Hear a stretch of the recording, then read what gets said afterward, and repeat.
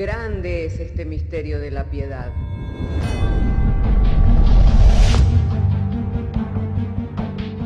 Si se destruyeran los fundamentos, ¿qué ha de hacer el justo?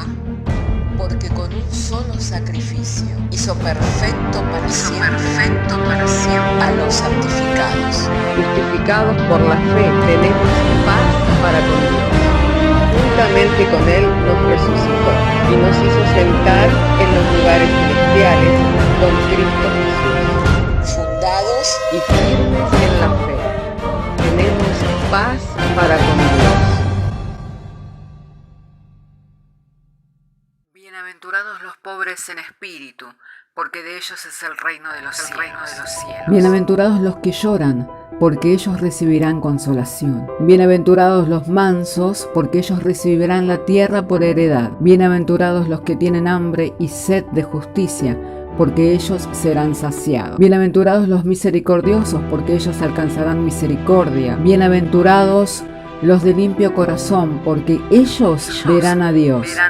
Bienaventurados los pacificadores, porque ellos serán llamados hijos de Dios. Bienaventurados los que padecen persecución por causa de la justicia, porque de ellos es el reino de los cielos. Bienaventurados sois cuando por mi causa os vituperen y os persigan, y digan toda clase de mal contra vosotros mintiendo. Gozaos y alegraos, porque vuestro galardón es grande en los cielos.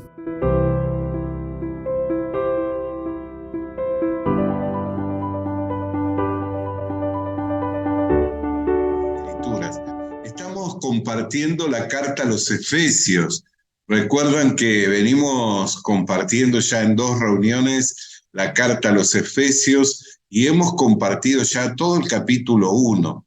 Y al adentrarnos en el capítulo 2, en el verso 1 en adelante, encontramos un texto bíblico muy maravilloso que se ha usado muchas veces para compartir el Evangelio. Así que si tiene su Biblia, me gustaría poder leer con usted el capítulo 2 de Efesios, y vamos a estar leyendo juntos desde el verso 1 en adelante. Así entonces, le invito a que pueda leer conmigo, y dice: Él os dio vida a vosotros cuando estabais muertos en vuestros delitos y pecados, en los cuales anduvisteis en otro tiempo, siguiendo la corriente de este mundo, conforme al príncipe de la potestad del aire, el espíritu que ahora opera en los hijos de desobediencia, entre los cuales también todos nosotros vivimos en otro tiempo, en los deseos de nuestra carne, haciendo la voluntad de la carne y de los pensamientos. Y éramos por naturalezas hijos de ira, lo mismo que los demás. Pero Dios, que es rico en misericordia, por su gran amor con que nos amó, aun estando nosotros muertos en pecado, nos dio vida juntamente con Cristo. Por gracia sois salvos, y juntamente con Él nos resucitó, y asimismo nos hizo sentar en los lugares celestiales con Cristo Jesús, para mostrar en los siglos venideros las abundantes riquezas de su gracia, en su bondad para con nosotros en Cristo Jesús, porque por gracia sois salvos por medio de la fe, y esto no es de vosotros, pues es don de Dios, no por obras, para que nadie se gloríe. Quiero invitarle para que tengamos un tiempo para orar juntos. Querido Dios y Padre, al traer la lectura de las Sagradas Escrituras, podemos ver en ellas, Señor, tu perfecta voluntad y el conocimiento de la verdad, que nos es revelado mediante las Escrituras para plena seguridad de la fe, a fin de que en este mundo podamos vivir, Señor, firmes, seguros en cuanto al propósito de tu voluntad, de rescatarnos, Señor, de esa vana manera de vivir en la cual vivíamos en otro tiempo. Dándote gracias por tu obra, por medio de Jesucristo. Y al compartir el texto, al exponer la palabra, ruego de ti la gracia del denuedo, de la sabiduría y de la revelación para poder hablar con sencillez a fin de que el mensaje sea claro y comprensible a oídos de todo tu pueblo.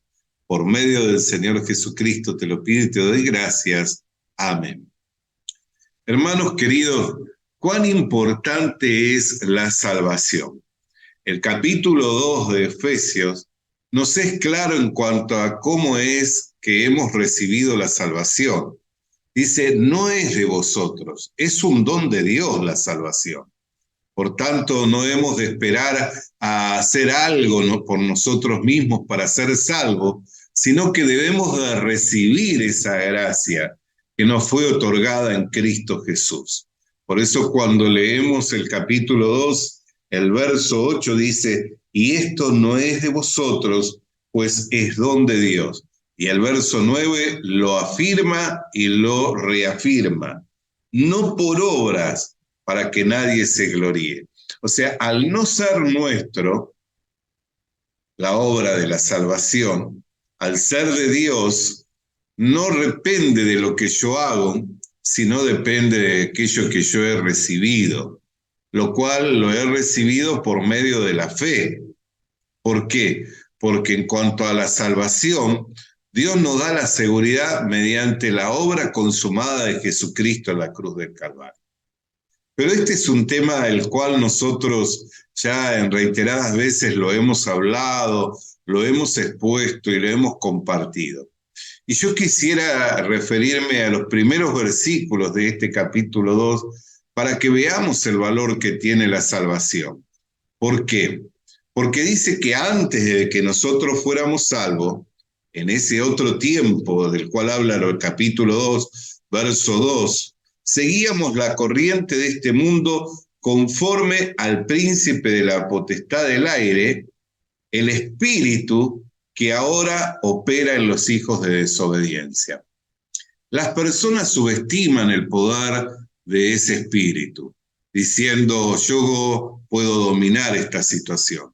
Por eso que la persona que se inicia en el alcohol, la persona que se inicia en las drogas, la persona que se inicia en una vida de promiscuidad, la persona que se inicia en adicciones tales como el juego, piensa por sí mismo que lo puede dominar.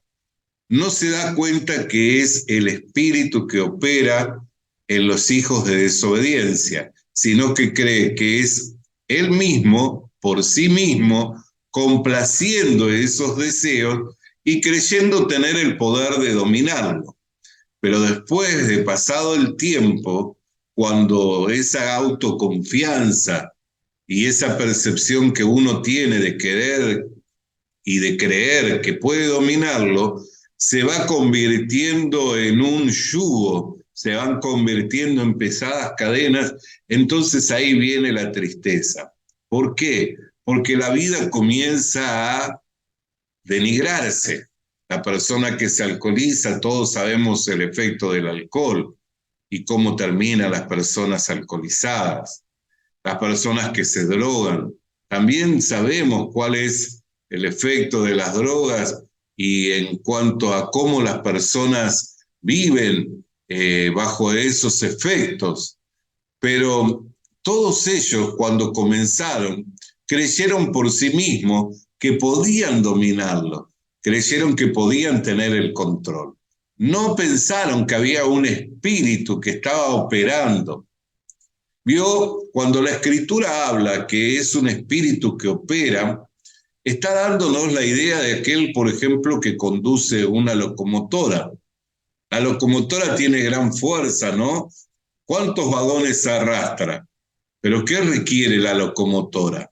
De un operador, de alguien que sepa cómo ésta funciona para poder arrastrar todos esos vagones. Si no está el operador, el maquinista, entonces ¿podrá avanzar la computadora por sí misma? No, no puede avanzar la computadora por sí misma. Necesita del operador. Entonces, en el mundo nosotros vemos como una corriente, que eso vendría a ser lo que se conoce también como las vías. ¿Por qué? Pues estábamos trayendo el ejemplo de la locomotora y la gran fuerza que tiene para arrastrar los vagones. Pero ¿qué requiere también la locomotora? Que hayan tendido de vías, ¿no es cierto? Así en el mundo están tendidas todas las vías para conducir a los hombres a la perdición. Y hay un operador que opera con gran fuerza, esa fuerza que va arrastrando a todos los hombres que no son salvos. Por mucho que ellos confíen en sí mismos y que por sí mismos van a poder librarse de esa influencia del maligno, no pueden librarse. Por eso pensar que uno por sí mismo puede conducir su vida es el mayor de los engaños, es el engaño del pecado. La Biblia nos habla de que Eva fue engañada, no fue engañado Adán. ¿Cuál fue el engaño del pecado? Vivir por sí misma, teniendo conocimiento de lo bueno y de lo malo. Ella pensó que si era como Dios, teniendo el conocimiento de lo bueno y de lo malo, entonces podía vivir por sí misma, independientemente de Dios. Y Adán también cayó en ese pecado. Por eso la Biblia dice que nosotros no hemos transgredido, no hemos pecado a la manera de Adán. ¿Por qué? Porque nosotros ya vinimos a este mundo bajo la influencia del pecado. Vinimos separados de Dios. O sea, no es que vinimos a este mundo y vinimos conectados con Dios. Nosotros conectamos con Dios ¿cuándo? Cuando aceptamos a Jesucristo. Por eso la importancia de la salvación. Porque las personas que no son salvas, al estar muertas en sus delitos y pecados, porque esa es la condición en la cual han venido a este mundo, no conectan con Dios. Y al no estar conectados con Dios, no pueden vivir por sí mismos vidas felices. No pueden vivir vidas exitosas. Sino, ¿cómo viven? Viven según la corriente de este mundo, que es el tendido de esas vías por la cual circula ese vagón potente operado por el espíritu de este siglo y arrastrados por esa influencia del maligno. O sea, el maligno los arrastra por todo ese tendido de camino. Por eso la Biblia dice, al hombre le parece que todos los caminos son buenos, pero su fin, ¿cuáles son? El camino de ese fin de ese camino, ¿cuál es? La perdición. Pero cuando vino Jesucristo, ¿qué es lo que Él nos dice? Yo soy el camino, la verdad y la vida. Y nadie puede ir al Padre si no es a través de mí. Entonces, ¿por qué hablamos en esta tarde en cuanto a la importancia de la salvación? Primeramente, por supuesto, porque si no somos salvos, ¿a dónde nos van a conducir esos caminos? A la perdición eterna, a un lugar de tormento eterno, un lugar en el cual ninguna persona debiera ir. Ninguna persona debiera ir, ¿por qué? Porque no es el deseo que los hombres se pierdan, sino que procedan al arrepentimiento para recibir el perdón y la vida eterna. Entonces, es muy importante la salvación, pues ninguna persona que no es salva por la fe en Jesucristo puede vivir sin la influencia de ese espíritu, sin la influencia del maligno. ¿Sabe quiénes viven solamente bajo el poder de Dios y siendo libertados de esa influencia? Nosotros, los que hemos creído al Evangelio, los que hemos recibido a Jesucristo como el Salvador de nuestra alma y el dador de la vida. Somos los únicos que fuimos libertados de ese yugo y que tenemos el poder, tenemos el derecho, tenemos la capacidad de vivir por la obra de Dios, de vivir por el poder del Espíritu Santo. ¿Por qué? Porque estando muertos, separados de Dios, fuimos reconciliados mediante la sangre a través del sacrificio de Jesucristo en la cruz del Calvario. para que aquello que Adán perdió en el huerto del Edén, que era vivir por la obra de Dios. Y cuánta sabiduría manifestó, ¿no es cierto?, viviendo por la obra de Dios.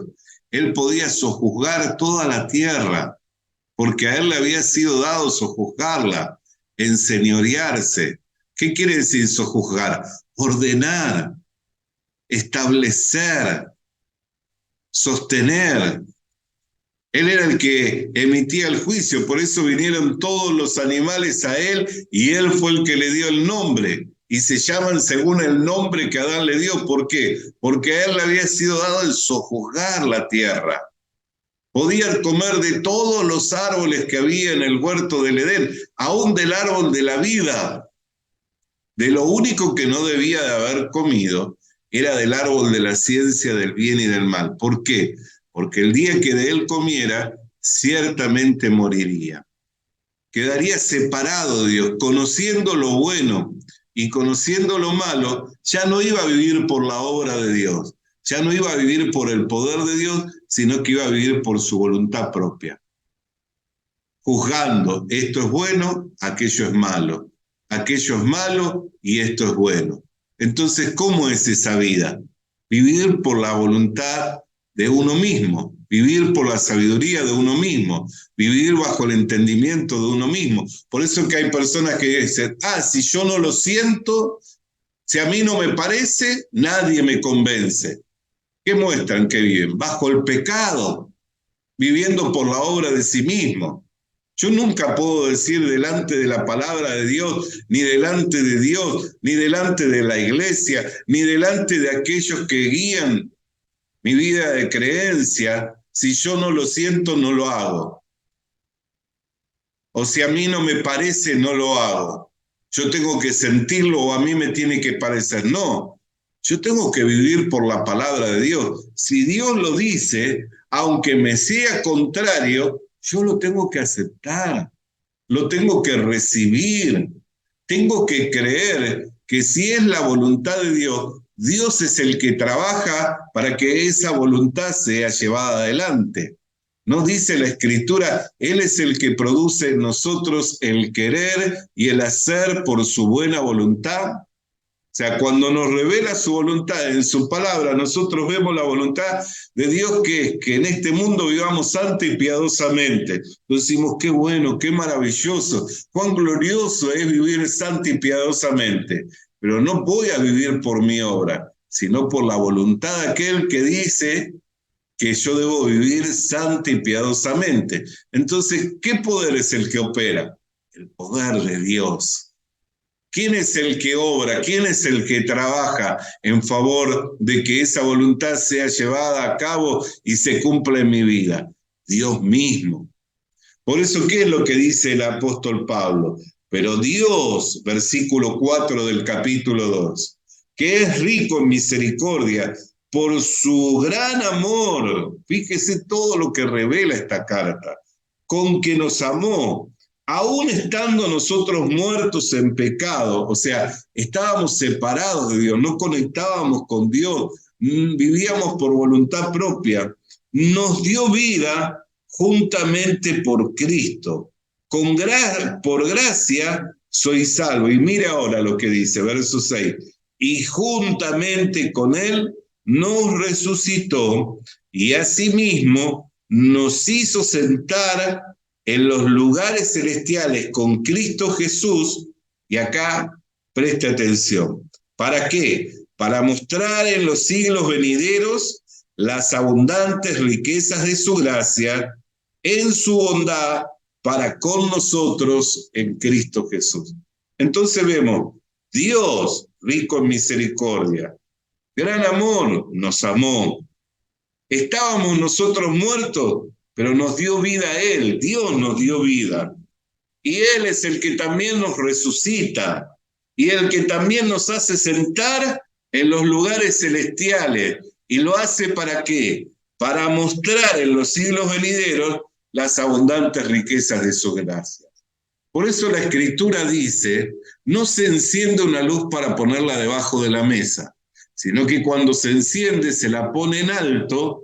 ¿Para qué? Para que toda la casa sea alumbrada.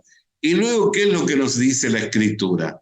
Así alumbre vuestra luz, para que viendo los hombres vuestras buenas obras, glorifiquen a Dios.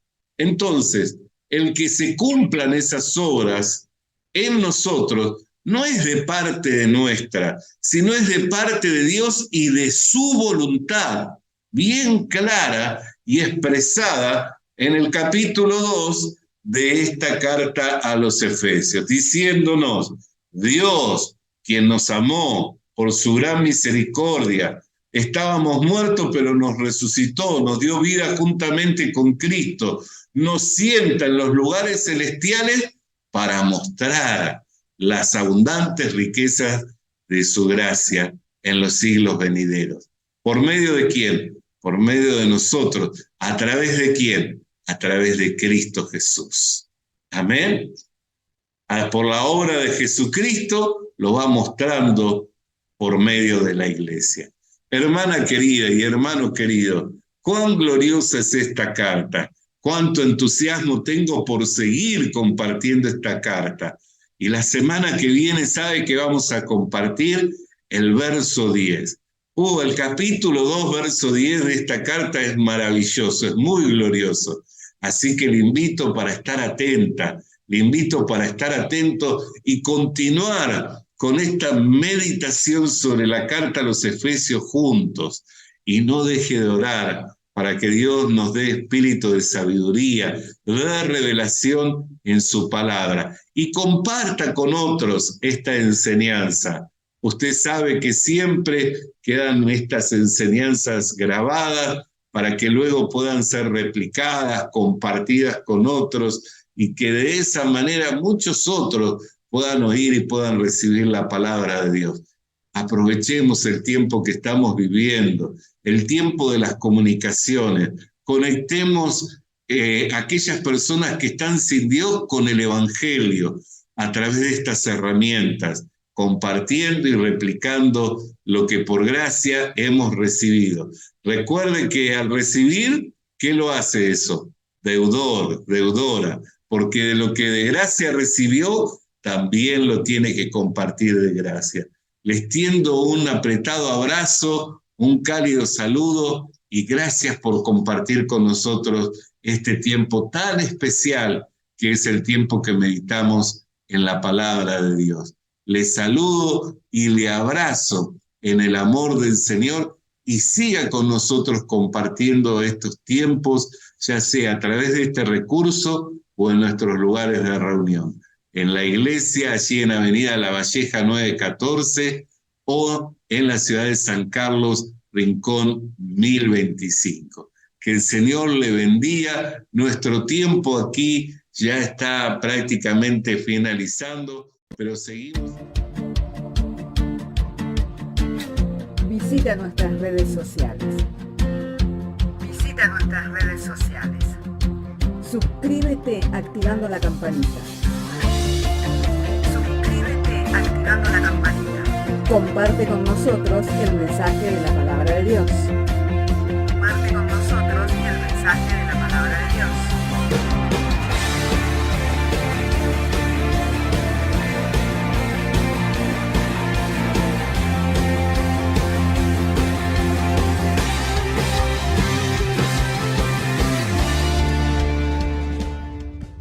Le animamos a que consiga una Biblia,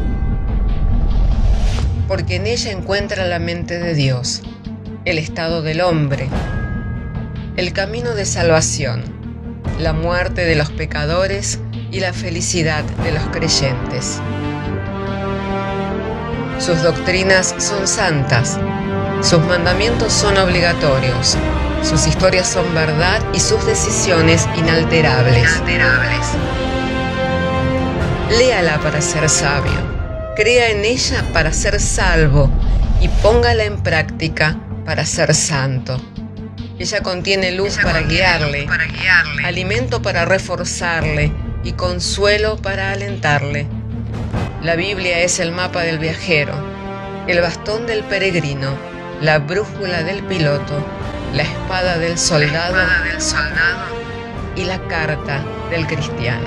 Le animamos a que consiga una Biblia. A que consiga una